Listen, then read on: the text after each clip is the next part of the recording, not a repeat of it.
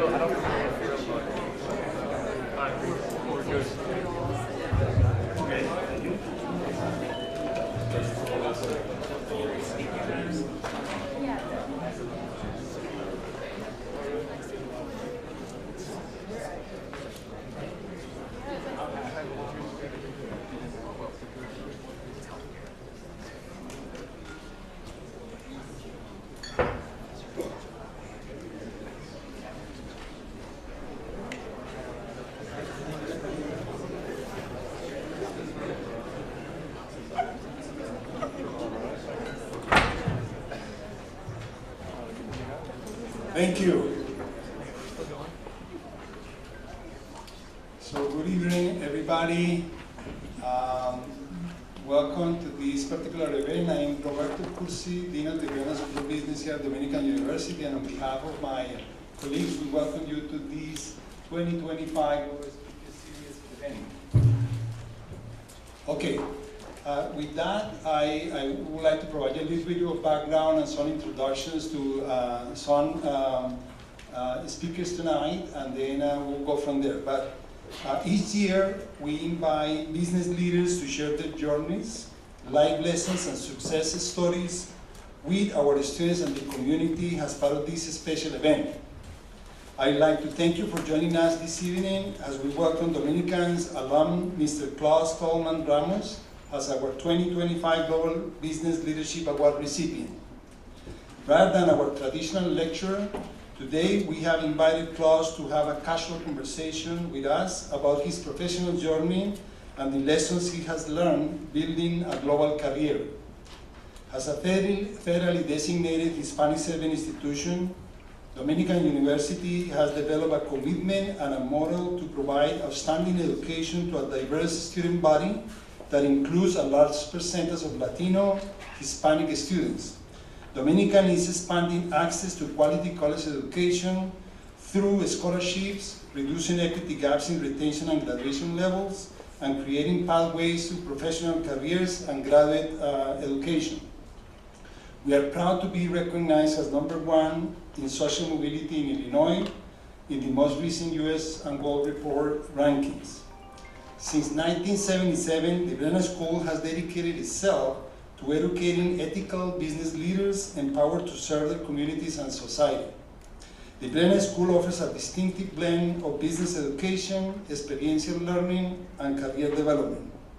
We strive to prepare a diverse group of students for meaningful personal lives and professional careers at the intersection of business and service. Our graduates are recognized for their leadership, entrepreneurial, and global mindsets. The Bachelor School of Business is accredited by ACSB International, the premier accrediting body for business programs worldwide. Only 5% of business schools around the globe hold this distinction. We are honored to maintain this prestigious and rigorous standard of excellence. Now, I'd like to tell you a bit more about Mr. Klaus Thalmann Ramos. Klaus is an accomplished international executive, entrepreneur, and strategy expert with more than 2 decades of leadership spanning Fortune 100 companies, private equity-backed ventures, and global consulting. As international managing director and operating partner at Strat Execution, he has driven commercial growth and strategic transformation across more than 100 countries, overseeing teams of up to 1,500 employees, and managing business portfolios ranging from 10 to 200 million. And this is our alum. Very proud of him, Klaus. Yes,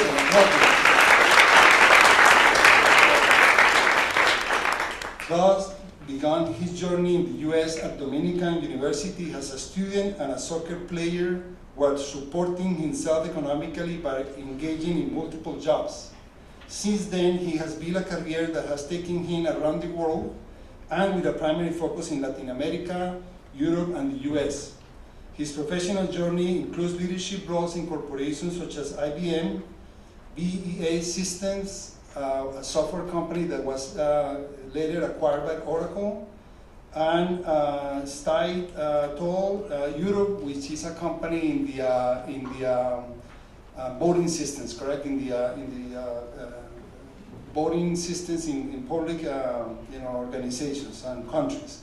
Klaus also serves in corporate boards and has founded multiple ventures in strategy and technology in that particular space. He holds executive education credentials from Wharton, Harvard Business School, IESE, MIT, and the Indian School of Business. Fluent in Spanish, German, and English, he brings a truly global perspective to strategy, execution, entrepreneurship, and business leadership. Tonight, we recognize Klaus for his outstanding contribution to international business development with our 2025 Global Business Leadership Award. We are proud of Klaus' personal and professional accomplishments. Please join me in giving a warm welcome to Dominican University alum and global business leader, Mr. Klaus Thalmann Ramos.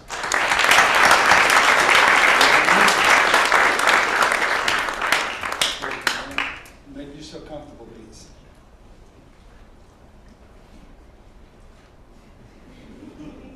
I'm now honored to introduce tonight's moderator for the conversation with Klaus, Dr. Len Trevino. Dr. Trevino is a highly regarded scholar in the field of international business. As a moderator, he will help us learn about Klaus' professional journey and experience in international business while sharing his own theoretical perspectives.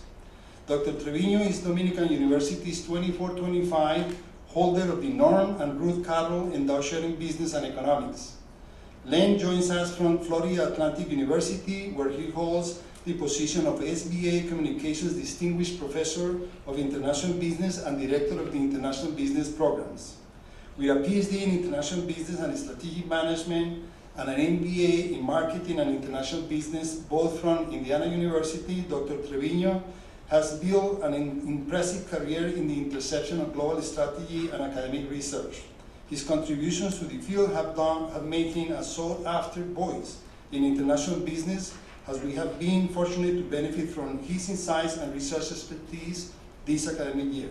He has been working with several of our faculty members in some research projects.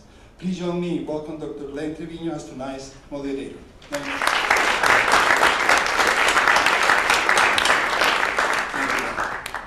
So before we start the conversation, it is now my pleasure to present Mr. Klaus Thalmann Ramos with Dominican University's 2025 Global Business Leadership Award.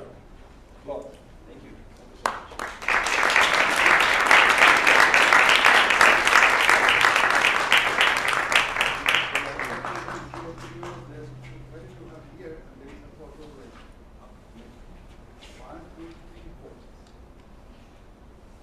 Good, thank you.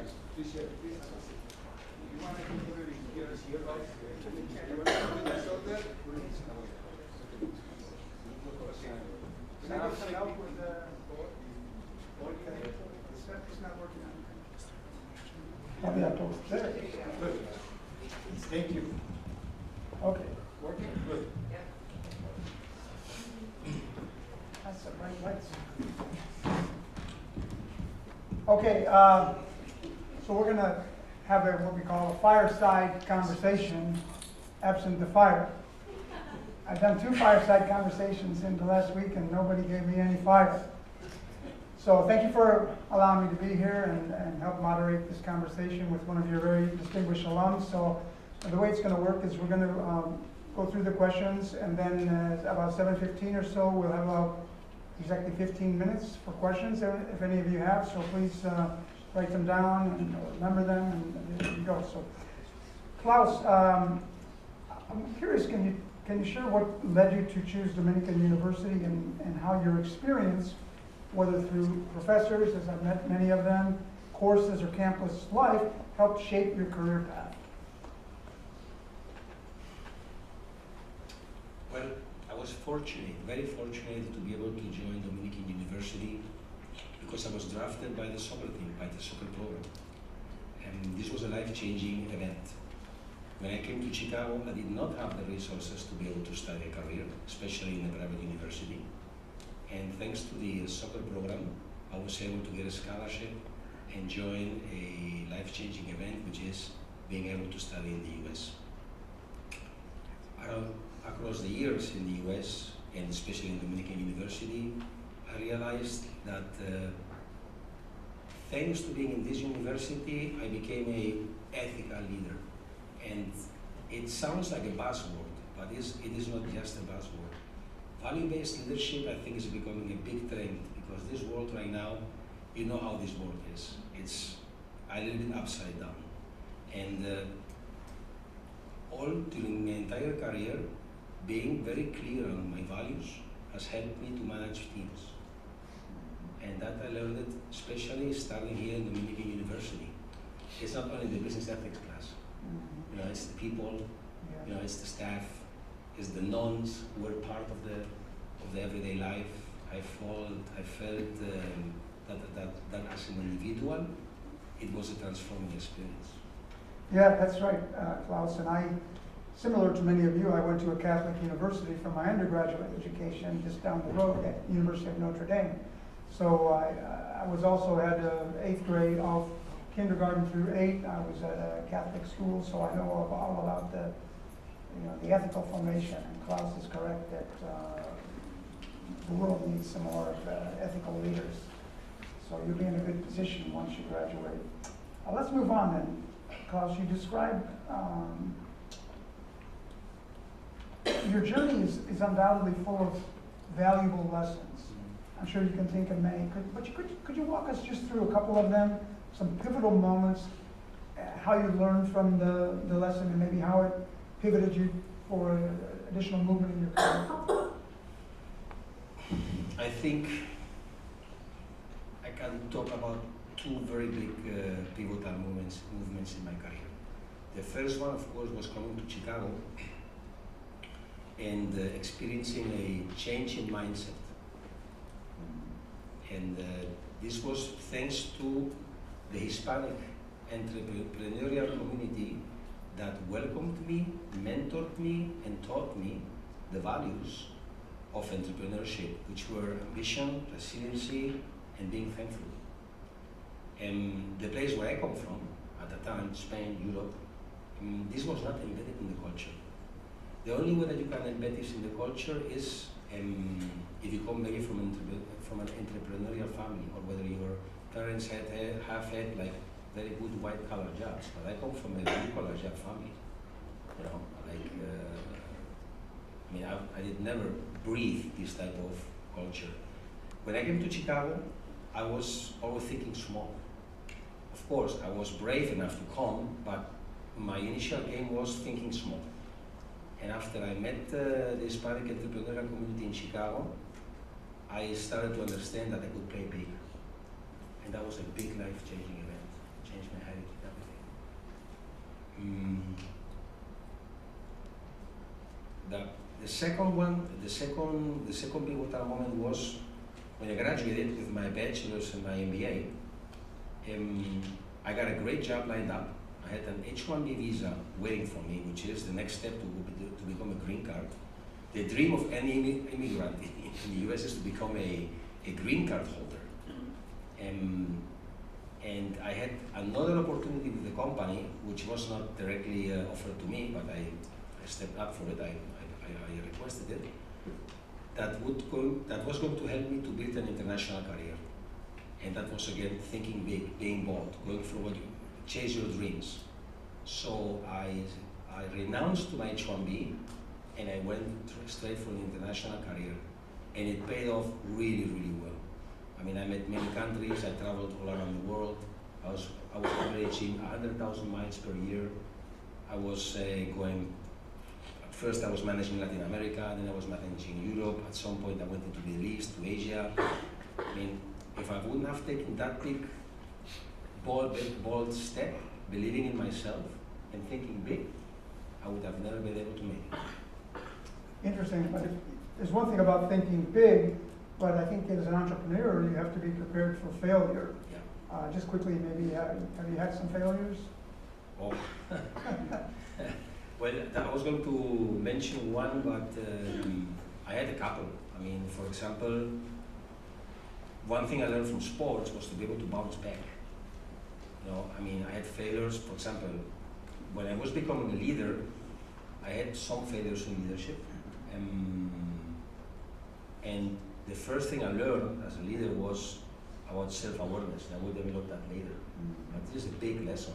Now, to become a leader or to bounce back from any type of situation in life, if there is something that can help you, is self-awareness. Yes, yes. You know, so if I can leave a lesson behind that I learned, it's about self-awareness, having resiliency, bouncing back, and it is always in yourself. It is not in the other people. Make sure you are able to look in you. You have to be able to look yourself into the mirror. So for example, in my case, when I had a failure, the first thing I learned to do is, Klaus, are you doing everything right? Instead of saying, this guy's not doing things right, this guy's not doing things right. It's outside of myself, the problem. Yes, I try to publish in journals with 95% rejection rates. I hear no a lot, and I've learned to have perseverance, and it's a similar kind of thing. If you swing for the fences, sometimes you're going to strike out. But even 300, I looked up 300 hitters. There's only about very few of them in the Hall of Fame in baseball. So you can fail 7 times out of 10. I wouldn't suggest that many, but it can happen. In your opinion, Klaus, what characteristics define a strong leader? Can you share a leadership challenge and how you overcame it? I know you mentioned ethics, so maybe that would be part of it. Yeah. Okay, I need to repeat myself, I'm sorry, but I need to come back again to self-awareness, because to be a good leader, it starts with self-awareness. You cannot lead other people if you cannot manage yourself. You cannot manage other people if you cannot manage yourself. Start managing yourself. You have to be able to manage yourself before you start managing others. Okay? That's the first principle. To become or to be a strong leader, at least in my opinion, I could give you the book's opinion. You know, there are many opinions out there, the books. My opinion is, for me, a strong leader is someone who's able to lead with the heart and guide with the mind. I repeat, someone who's able to lead with the heart and guide with the mind. And leadership challenge that could maybe be a derivative of what I'm saying is, title of the movie or title of the topic is Spanish Elections 2015. This is a project that is the largest and most complicated project in the democracy.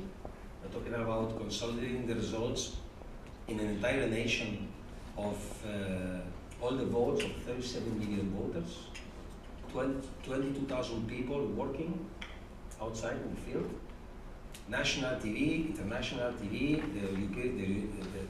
the Commissioner of the European Union is watching the project, the President of the country is watching the project, the next President of the country is also watching the project, and we won the project, and guess what?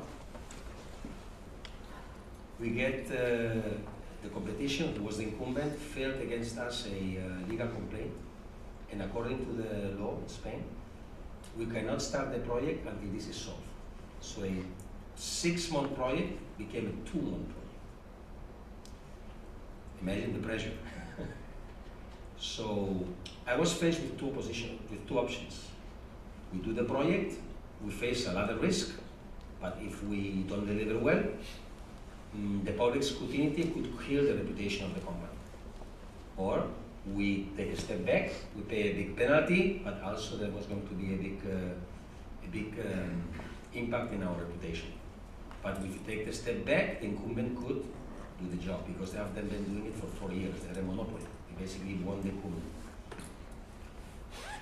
So then what I basically did is I appealed to the heart of everyone in the company, because this was a company where basically we knew that the company would have to stop basically working to deliver this project. So I appealed to the heart of the company because I knew that for them, this was the kind of projects they were in our company for. Okay? And at the same time, my team developed a risk mitigation plan. With those two vehicles, the board approved the project. We went in. Of course, we started working without a contract 4 or 5 months later, okay? And we delivered. We delivered the project, and we were successful. And in the end, lead with the mind, lead with the heart, guide with the mind. I might just add two things I learned about leadership is if something went wrong, it's my fault. If something went well, I give the team credit. That's how I sort of view leadership in that respect. And have you ever had experience? One other thing I just thought about, you worked in so many countries. Leadership could be viewed differently. And management, well, let's difference between management and leadership. But let's talk about leadership now. Are there any specific differences you saw in, say, countries in Latin America versus the U.S. model? That's a great question, man. That's a great question, definitely. First of all, there is something called interpretation. People will interpret the things you say that you think that you're communicating in a different way. You gotta be checking constantly. I call it banderitas, I call it check marks. And definitely, that's why self-awareness becomes, again, very important, because it protects you against the nuances of culture, against the nuances of interpretation of what you are saying. Also, there's people who take advantage of it sometimes. They say, I understood this, but basically they want to do the things in their own way, and they're not, let's say, the best employees or the best team members in that moment. So you have to be able to bring those guys back into the team and make sure that everyone is going into the same direction. But if there is something that is cross-border that I learned, that will never fail you, that is being humble. Be humble. You have a problem, be a leader that is humble. You can be weak, that's okay. Just don't be, silly. Okay? But you can be humble, ask the right questions, be a humble leader. You have to be very clear on your values, because values are cross-border, they're international. Sure. For a Mexican guy, for a German guy, for a French guy, they're the same values. Okay? So you have to be able to go 2 levels down, maybe, to the value of whatever you're doing, whatever you're saying, and you will be able to carry people into the direction that you want to go. Be humble. Yeah, great advice. I worked in advertising here in your city of Chicago back in the day at Leo Burnett Advertising, and I learned some stories about different advertising mistakes that people made. Maybe some manager came in and thought they knew everything, but then somebody ended up naming the Chevrolet car the Nova, which in Spanish means it doesn't work. It doesn't go. And I got other examples. Electrolux, the vacuum company, Swedish company, they translated their slogan from Swedish to English, and it came out, "Nothing sucks like an Electrolux." True stories. So some manager didn't think enough to ask the locals and be humble enough, hey, we better check this out, kind of thing. So great advice, Klaus. Thank you. Let's move on to the next question.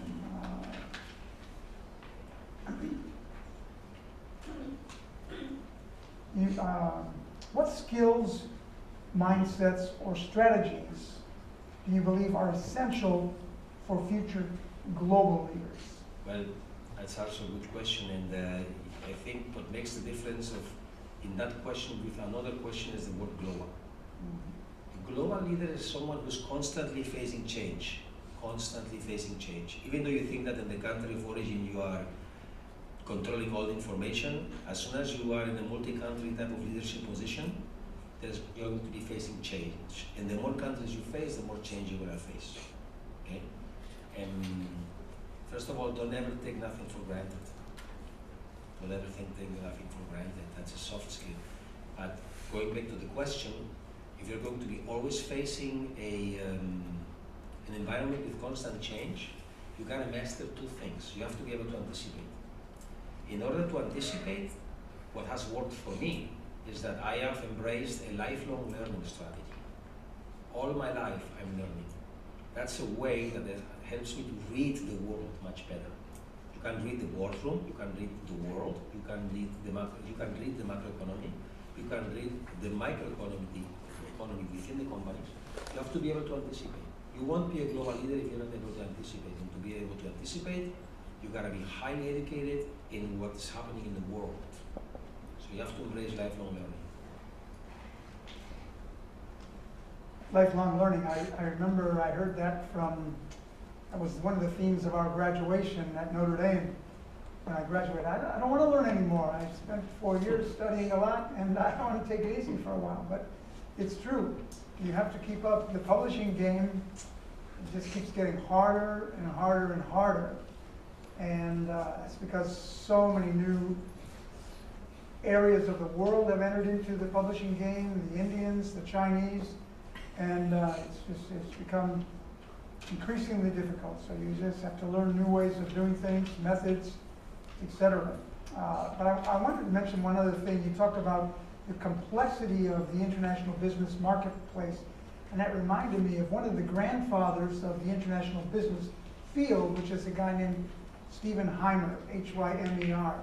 He did his dissertation at MIT in 1960. It didn't get published until 1976, but now he's highly regarded as the theory of why an international business transaction takes place in the first place. Because if you go into an international market, you're already at a disadvantage. You don't speak the language, you don't know the legal system, it's a different climate, everything's different. So what you have to have, you better have a better mousetrap than the competitor to overcome that liability of foreignness. So he died before I think his work was published in a car crash, but he's one of the most famous IB scholars, so it's correct. And I wondered, one of my professors when I was a doctoral student, I was in a strategy class, and maybe there were 6 people in the class. I was the only international business person. And the professor asked me, what's this international business stuff? Isn't it just the same thing as strategy, except you're in another country? How would you answer that, Klaus? What was the question again? I'm joking.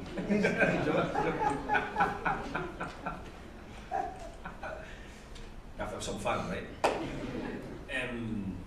Well, I mean, as soon as you put international in front of anything, you know, the whole thing changes. Yeah. That's it. I mean, forget it. It's a total different ballgame. In order to be prepared, you have to understand the world. I know I'm falling back into what I said before, but I have been for 25 years straight in international career. Straight. Everything I've done is international. I've lived in 3 other countries. I've had 3 other lives. I just married once. Okay, I have 2 kids. You know, and I'm very happily married. But international means a huge different ballgame, a different set of principles that you need to embrace, learning as much as you can, being humble and being very open-minded to everything that comes at you. And that kind of skill set, or let's say not skill set, kind of mental attitude, okay, is what is going to help you find the solutions to every single questions, like this question. If you don't know it, you'll ask, because you're humble enough to ask. You'll get the right answers, because people will want to help you. But it's more about having the right soft skills, guys. The hard skills you can learn anywhere. But you have to have the right soft skills. You have to work on you. You have to work on your self-awareness. Who are you? You know, and learn how to read people. I know everyone is bored here, like they want to go home. You know, they're like, wow, come on, when is coffee time? You know, and maybe I'm not doing a good job. But you have to develop that skill. You have to be able to read people's eyes, to read people's body language, and embrace with them, and understand what makes them tick. You know, and you will always find the answers to absolutely everything. Seriously, everything. There is no limit. So you have to develop that skill. You can answer this question. You can answer any type of question in any type of environment. And at some times you're going to become a master. When you become a master, you're going to do that in a question of seconds. Crisis handling, for example. Question of seconds. You got to act fast. But you have done it so many times before that you got to come in, make a, we call it in Spain, real crisis management, and working in crisis management. I had many when I do elections. And sometimes I just make the right question. So what's wrong? What do you think is wrong? To the customer. The customer could be the head of the national agent product. We had people in front of us, meetings where you have 14 people in front of us, or you have 14 people like this. And you have the national police, you have the spy agency, like the national security agency, you have the minister, the prime minister, not but the first minister, the minister of interior minister is there, the minister of exterior is there. High level, high rank officials. You have to turn around the thing and say, so what's for you the problem? Many times they are overreacting to a lot of things. Coming back to what I said before, self-awareness, be humble, ask the right questions, and you will have the answers to everything about your life. Don't forget to be a hard worker. There is nothing that substitutes hard work. Talent is nice. Everyone has, many people has talent. You don't work hard, forget about it. Building an international career requires a lot of sacrifice. And might just add, first I'll tell you what I told the professor. I said, Professor, this is a difference of degree rather than kind. Strategy is strategy, but it's much more complicated in international business because you're dealing with so many different things that you're not familiar with. And it becomes so complicated that when companies begin to become international, they first can lose money, then they start to gain money, and then if they become too international, they lose money again because it's too much. I think that too international is 53% foreign sales to total sales, but I need to see if I can locate that reference. I have it just in my mind, and I can't remember where I got it. I think you're talking about like the law of diminishing returns, and this is, I totally agree with you. And going international is not just taking an airplane and opening an office somewhere. You know, the indirect costs that you face when you go international are huge, huge. And you need to know what you're doing. You need to be, there are many different strategies. You know, I mean, you can just go to a country, win a customer, and do the spillover effect. I got a customer, I got a reference, I do a spillover effect type of strategy. That's cheap, easy, you open up an office, right? But you maybe have 2, 3 customers, 4 customers, you don't grow, what do? You have to fire everyone. Then you lose again. Especially in other countries, you have different laws for hiring people. So it's not in the US. In the US, you can get rid of 10,000 people today in Amazon. The next day, you are hiring another 10,000 people. It's not a big deal. But when you go, for example, to more protective countries, you can't do it. You know, you have a whole set different rules, principles, and laws and regulations that you have to follow. And firing someone is easily 30 days per year. So if you have someone working for 3 or 4 years, you have to pay him 120 days. And that's not something that is easy to pay when you have 1,000 or 2,000 employees and you have to get rid of half of them. So it's not so easy. When you go international, that's just a little example. When you go into like big companies, like big multinationals, then it's a whole different ballgame because you're having much bigger operations and you have a lot of investment in parts. I lost $10 million once. I didn't want to tell you before that. Not that I lost it, but I was responsible for Latin America, and the CEO of Brazil, the CEO of Mexico, they didn't contract they didn't have a contract against hedging, like a contract against currency exchange. And I told them that they had to get one, and they didn't do it. We sold 10 million. We lost 10 million because it was a service business that was depending on parts, and the parts, the dollar, was I think depreciated. Yeah. And then we lost tons and tons and tons of money. So the loan that you took out, maybe it was $1 million and it turned into $10 million. Yeah. See, that's what you call a balance sheet hedge. You want to match local assets with local liabilities. Right. This happened in the 1980s in the US. Banks got greedy because they had a lot of petrodollars that were sitting in their banks, so they lent them out to US and a lot of firms in Latin America. They were happy to grab these loans, but they were dollar-denominated loans, revenues in pesos in Mexico, let's say. So the company Grupo Alfa in Monterrey lost a lot of money when the peso devalued by 90%. Balance sheet hedge would have solved the problem. A good point. In this particular case, we were delivering services in pesos, Mexican pesos, but the parts were bought in dollars. There you go. That's it. And we had also a contract in Brazil with the local currency of Brazil, but the parts were all bought in dollars because you sell it at dollar rate. You have to swap the risk with contracts that protect you, like hedging contracts. Yeah. And if you don't do it, you can lose your job. Yeah, there's many ways to hedge against these things, but the bottom line is it's much more complicated in international business. So let's move on to the future. What trends do you see shaping the future of business, and how can students position themselves to take advantage of those changes? But I'm sure everyone knows about technology. That's a typical trend that everyone knows.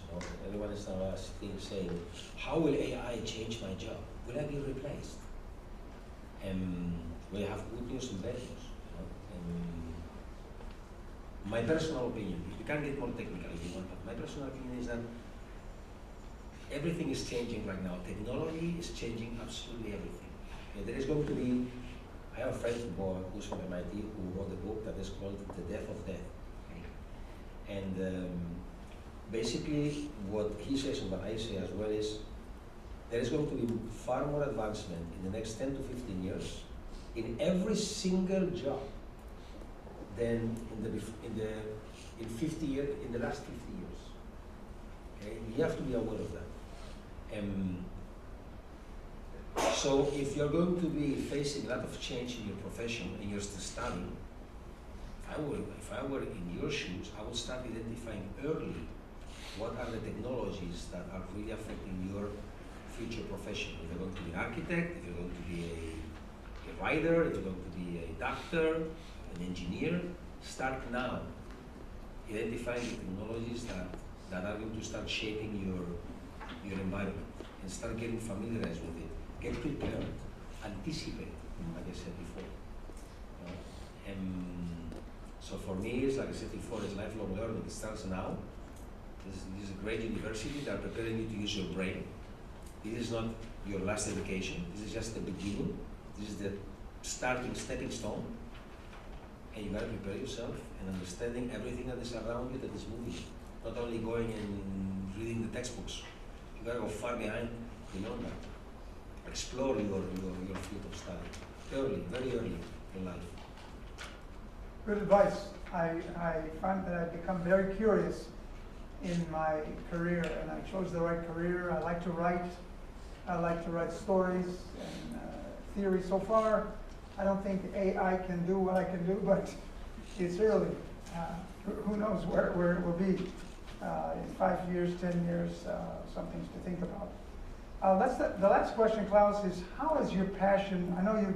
I met your coach, your soccer coach, about half an hour or 45 minutes ago. Eric.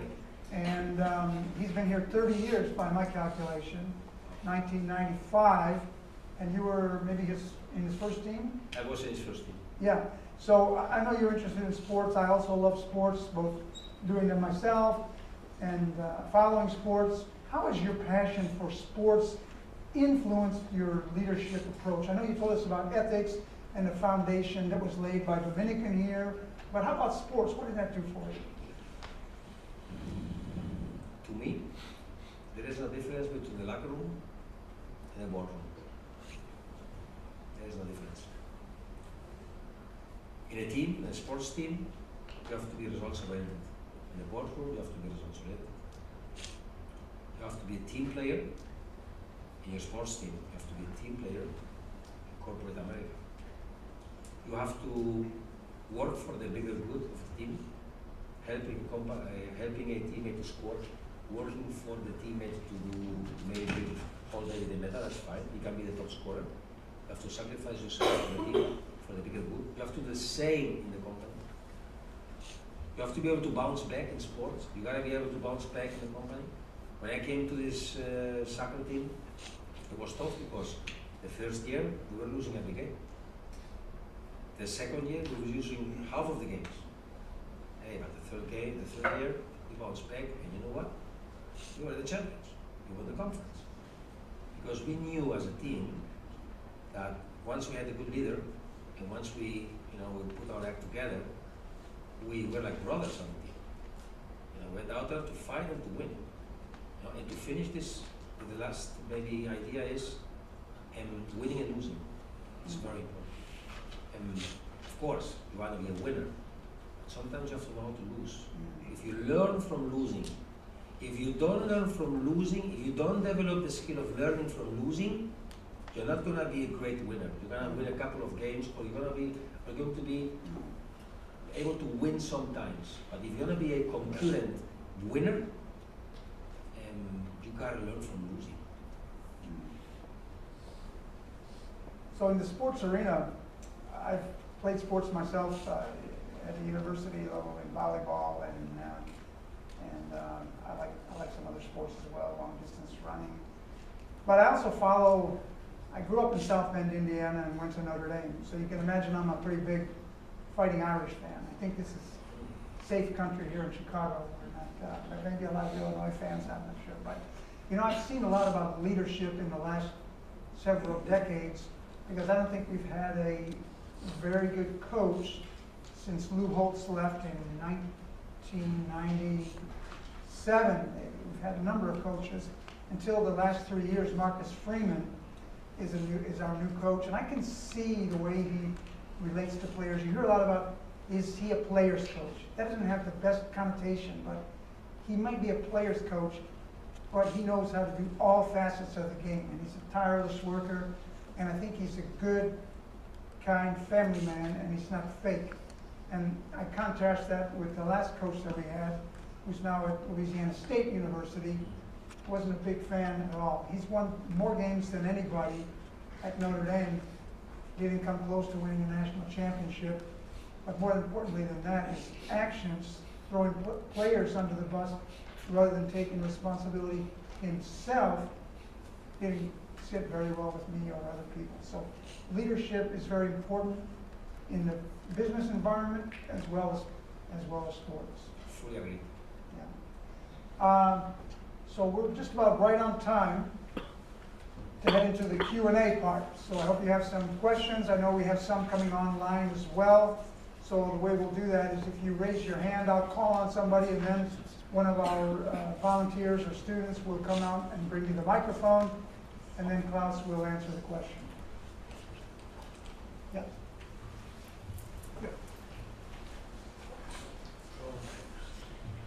So first of all, let me get some cheap popularity. Some of my best students have been soccer players. men and women, and a number of them are in this audience. So now you guys own. My second question is, I like what you said about leading with the heart and managing with the mind, but there are also practical realities. And I want to talk about the role of compromising of ethical values depending upon the culture and ethos and politics of the area that you are operating in. I mean, you can see it in the United States today. A lot of companies, law firms, universities are compromising ethics and principles to suck up the electoral, for Trump. So, how do you deal with those compromises? Does the question make sense? Of course, it makes a lot of sense. As a matter of fact, I will revert myself back to your conversation, right? No, I just said great question. Yeah, it's a great question. I can revert myself to the first thing I said. I mean, if there is something that helped me through my entire career was value-based leadership.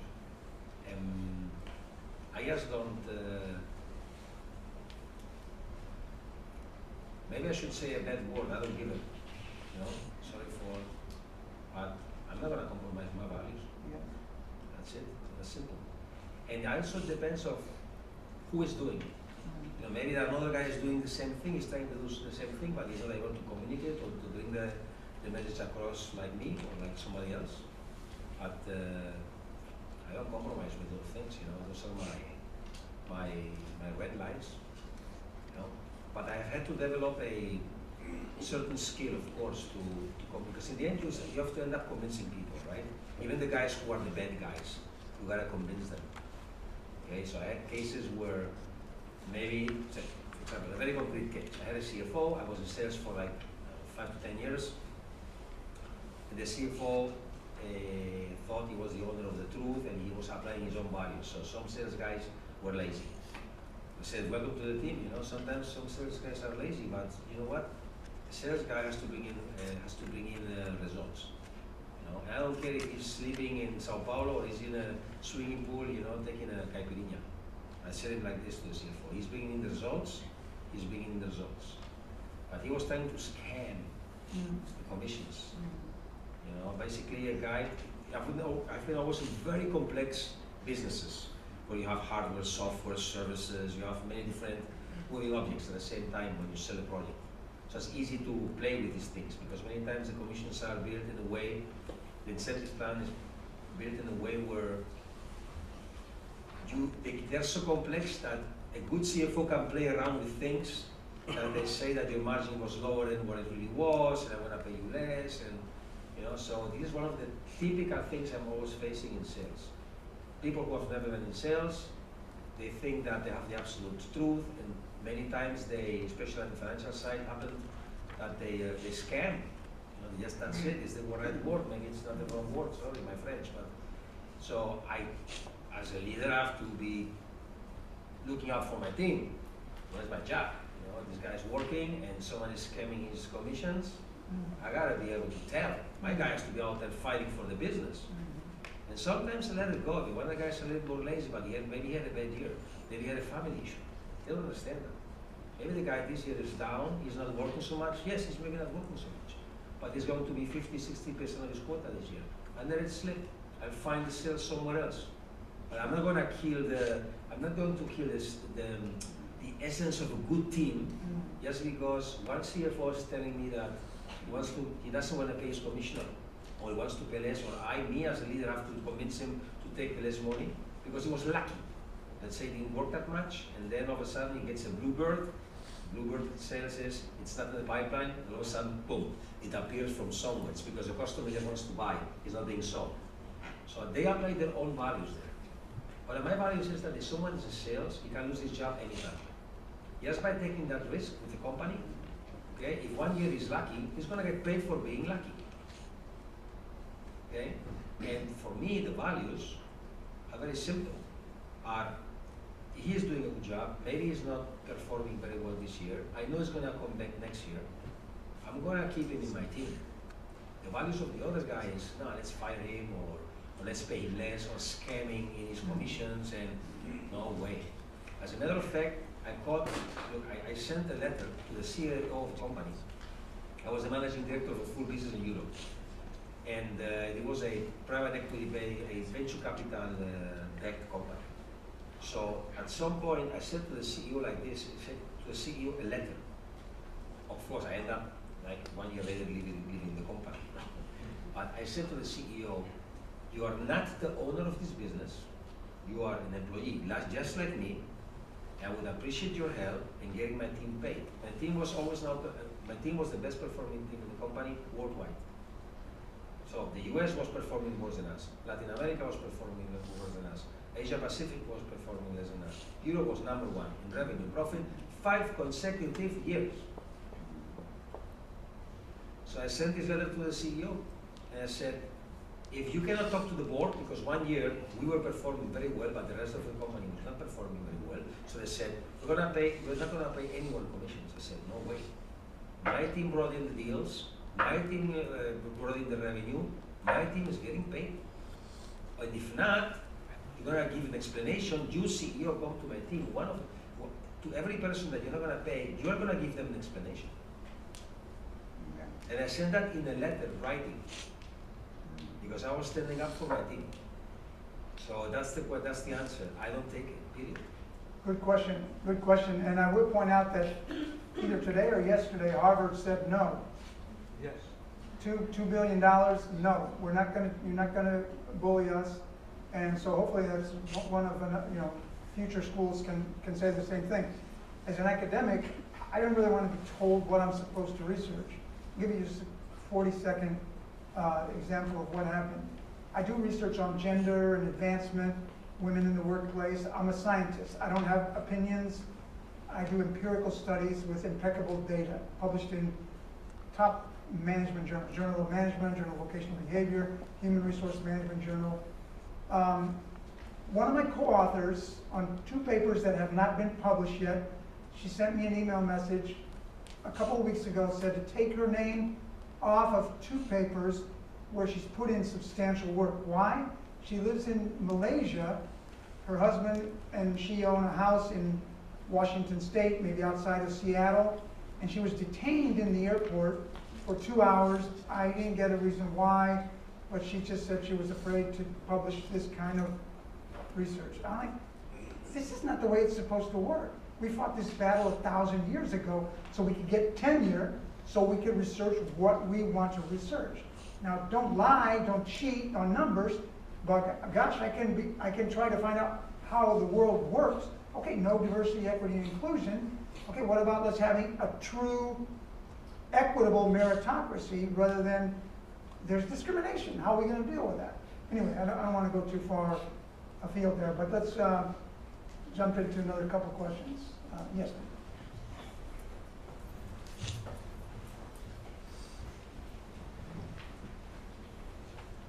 Hi, my name is Keita Jones. I'm an undergrad here, and I had a question about how did you change your mindset from thinking small to thinking big? Like, what initiated that for you, and what did that look like?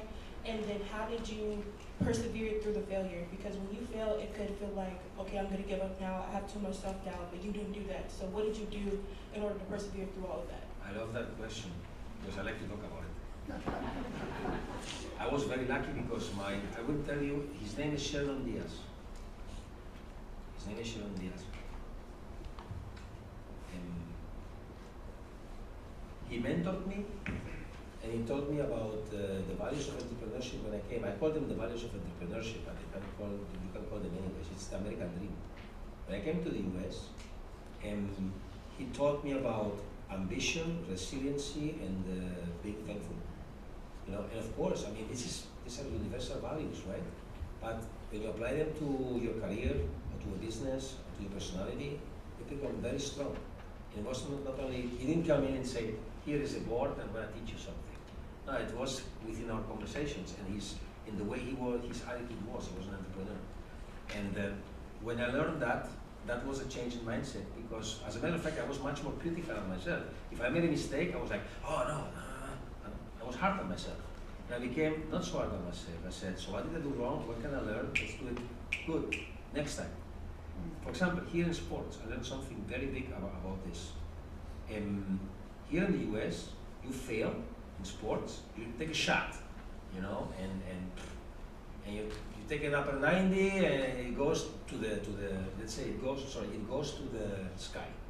So in Europe we say that's not a good shot. It's a nice shot, but it's not a good shot. You know, and it's negative.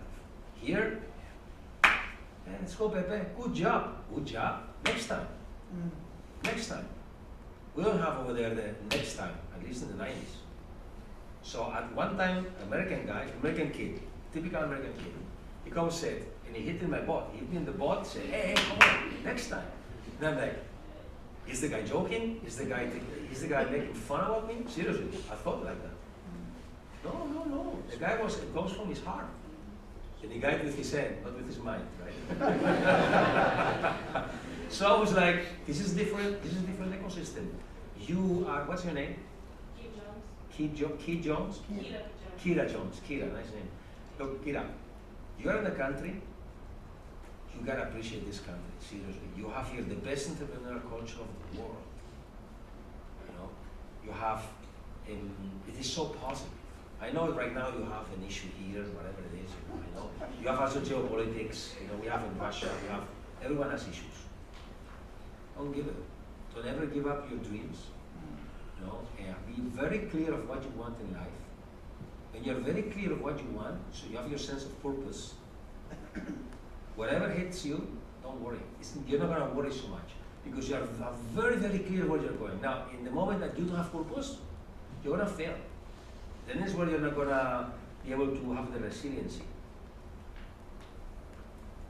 Does that answer your question? Great answer. Great answer. We all fail at times. I certainly do. And it doesn't even bother me anymore. I got rejected on the paper. Okay, so what? Where's the next one?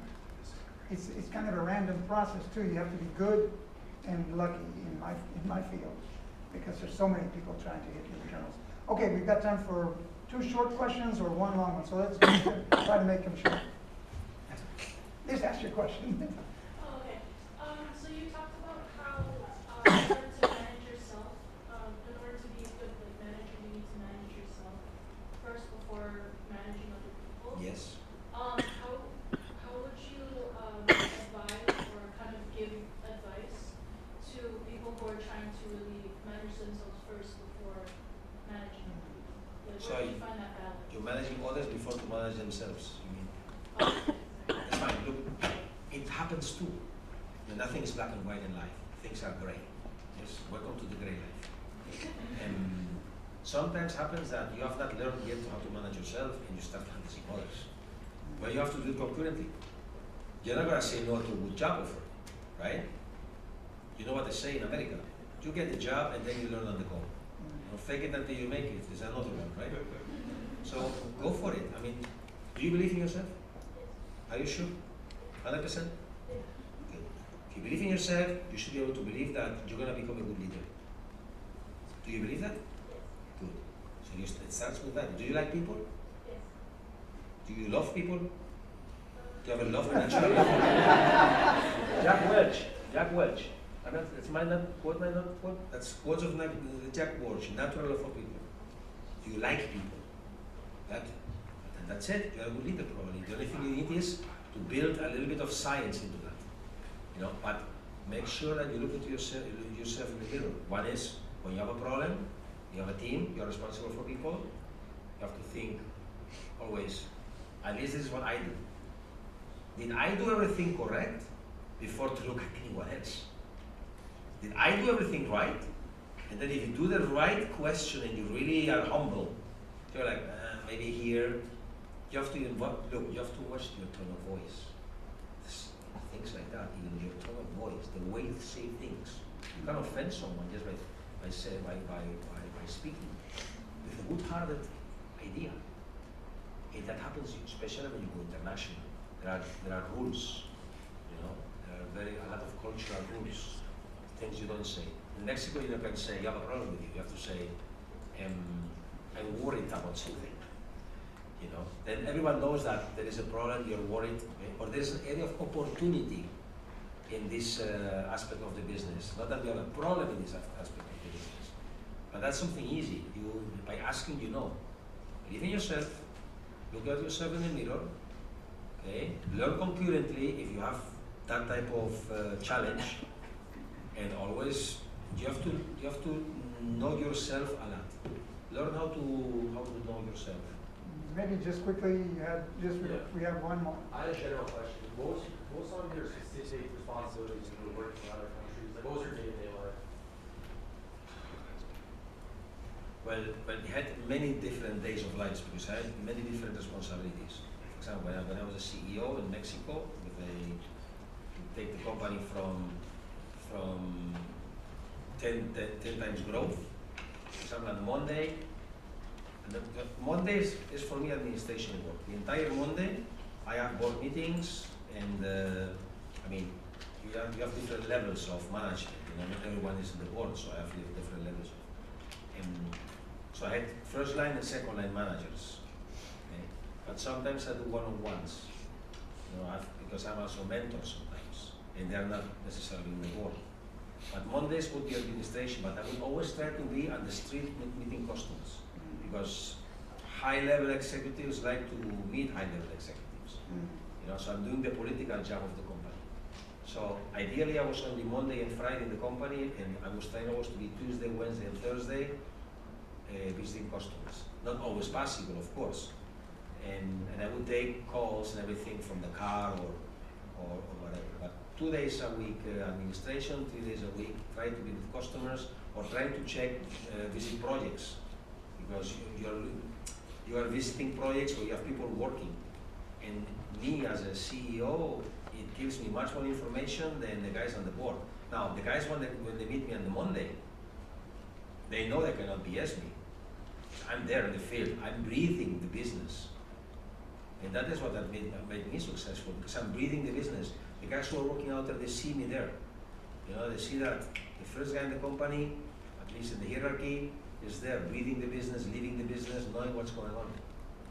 So Monday and Friday, and Tuesday, Wednesday, and Thursday, I'm trying to be out of the office. It's a normal day. Great question. So I'm afraid we don't have any more time, so let's please give our VIP guest a round of applause.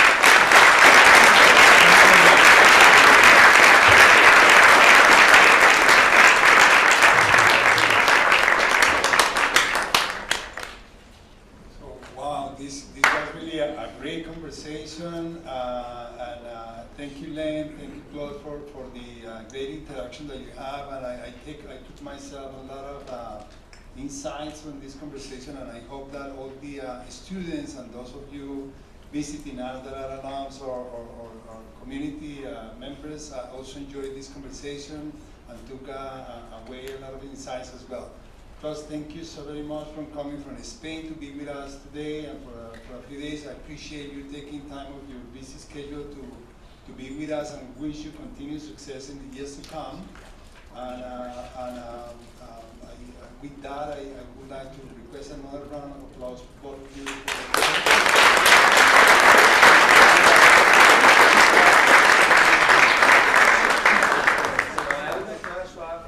An applause for Len, because he did a great job.